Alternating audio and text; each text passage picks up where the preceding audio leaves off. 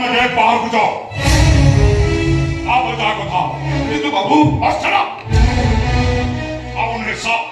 তখন মনে রাখবা উচিত এ ঘরটা হচ্ছে বিশিষ্ট রাজনেতা অমরেন্দ্র চৌধুরী ঘর আমু তাঙ্ক অমূল্য চৌধুরী কলেক্টর আর অমূল্য বিনার তরণী যাই তবে হয়তো কার দুঃখ মোচন করে পাব কিন্তু এ ঘরের লোকମାନେ আইন কানুনକୁ সম্মান দଉଥିବା ଜଣେ ଜଣେ ଏ ସହରର ପ୍ରତିଷ୍ଠିତ ବ୍ୟକ୍ତି ତେଣୁ ଏଠି ଦୟା ଅନୁକମ୍ପାର କିଛି ମୂଲ୍ୟ ନଥାଏ ଏଠି ତାହା ହୁଏ ଯାହା ଆଇନ ଅନୁସାର ହୁଏ মনে যা জনা পড়ছে এ লোক এটি কাহিকি আসছে অমূল্য মনে জানিছে ହଁ ଗତକାଲି ରାତିରେ ବାରବାଜୀ ମେଡିକାଲରେ ଯୋଉ ନର୍ସ ମୋନାଲିସାକୁ 3 ଜଣ ଡକ୍ଟର ଦୁଷ୍କର୍ମ କରି ମଳ କରିଦେଇଥିଲେ ସେ 3 ଜଣ ଡକ୍ଟରଙ୍କ ଭିତରେ ୟାଙ୍କ ସାନ ଭାଇ ଅନୁପ ସାମନ୍ତରାୟ ବି ସମ୍ପୃକ୍ତ ଅଛନ୍ତି ତାଙ୍କୁ ଆଜି ସକାଳୁ ସକାଳୁ ପୋଲିସ ଆରେଷ୍ଟ କରିଛି ଆଉ ଟିଭି ନ୍ୟୁଜ୍ ପେପର ହେଡଲାଇନ୍ ପାଲଟି ଯାଇଛି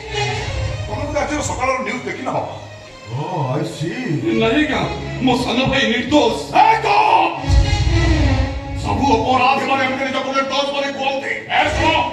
ଯଦି ତମ ସାନ ଭାଇ ନିର୍ଦ୍ଦୋଷ ତାହେଲେ ଅଦାଲତରେ ପ୍ରମାଣ ଦେଇ ତମ ସାନ ଭାଇକି ନିର୍ଦ୍ଦୋଷ ବୋଲି ସାବ୍ୟସ୍ତ କର ଏଠି କଣ ପାଇଁ ଆସିଛ স্যার মতে দয়া করতু স্যার ଦୟା ତମେ କଣ ସେଦିନ ମତେ ଦୟା କରିଥିଲ ତମର କଣ ଭାବିବା ଉଚିତ ନଥିଲା ତମ ସାନ ଭାଇ ଅନନ୍ୟାକୁ ବାହା ହେଇଗଲା ପରେ ମୋ ଅବସ୍ଥା କଣ ହବ সে তো পরিস্থিতি স্যার ମୁଁ ଏବେ ଅସହାୟ ହେଇଗଲିଣି ଓହୋ ଅସହାୟ ହେଇଗଲଣି ଅନ୍ୟର ଅସହାୟକୁ ଦୂର କରିବା ପାଇଁ ତମେ କଣ ମତେ ଅସହାୟ କରିଦେଇଛ ଆଉ ଆଜି ନିଜର ଅସହାୟକୁ ଦୂର କରିବା ପାଇଁ ସାହାଯ୍ୟ ମାଗିବାକୁ ଆମ ପାଖକୁ ଚାଲି ଆସିଛ କାହିଁକି ଯୋଉମାନଙ୍କୁ ଅନ୍ନ ବିନାରେ ତରଳି ଯାଇ ଗୋଟେ ମହତ୍ କାର୍ଯ୍ୟ କରି ନିଜ ଚରିତ୍ରରେ ସୁନାର ମୋହର ଲଗାଇ ଦେଇଥିଲ ସେଇମାନଙ୍କୁ ସାହାଯ୍ୟ ମାଗିବ ଏଠି କଣ ପାଇଁ ଆସିଛ ଆମେ କଣ ତୁମର ବନ୍ଧୁବାନ୍ଧବ ନା କେମିତି କୁଟୁମ୍ବ ମୋର ଭୁଲ ହେଇଯାଇଛି ସାର୍ ମତେ ଦୟା କରତୁ ଭିକାରୀ କିଏ ଅର୍ଥ ପାଇଁ ଭିକ୍ଷା ମିଠା କଲେ କିଏ ହୁଏତ ତା ଥାଳ ପୂରଣ କରିଦେଇପାରେ କିନ୍ତୁ ଆଇନ କାନୁନରେ ଭିକ୍ଷାର ପ୍ରଶ୍ନ ନଥାଏ ନିର୍ଦ୍ଦୋଷତା ପାଇଁ ପ୍ରମାଣ ଦରକାର ଗତକାଲି ରାତିରେ ଯୋଉ 3 ଜଣ ଡକ୍ଟରଙ୍କ ସହିତ ତମ ସାନ ଭାଇ ମୋନାଲିସାକୁ ରେପ୍ ଆଣ୍ଡ ମର୍ଡର କରିଥିଲେ ମର୍ଡର କରିନଥିଲେ ମୋନାଲିସା ଲଜ୍ଜା ସମ୍ଭାଳି ନ ପାରି କାହାକୁ ମୁହଁ ଦେଖି ନ ପାରିବାର ଭୟ ପାଇଁ